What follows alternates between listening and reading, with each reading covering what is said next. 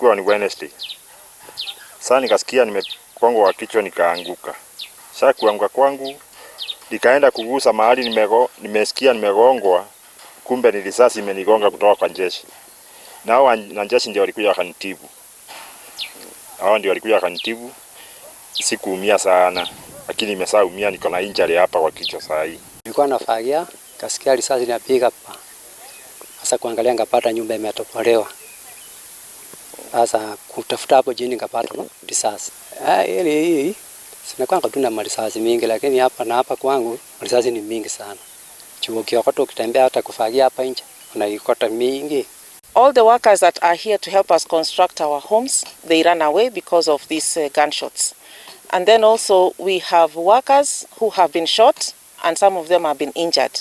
Now we don't know what to do, and then even the noises coming from the shooting range. So now we are pleading and we are asking family that we cannot live in our houses with fear. Na hawa wanajeshi ukiongea na wao bado hawajatilia maanani ama mikazo kujaribu kuzuia hizo risasi ziache kutoka katika shooting range zao. We are treating these people as a very hostile neighbor. Reason being they are not modernizing their shooting range. These bullets they are shooting a live bullet. Si risasi ya kawaida, ni risasi ambayo inapiga na inaumiza ama inaweza ua mtu.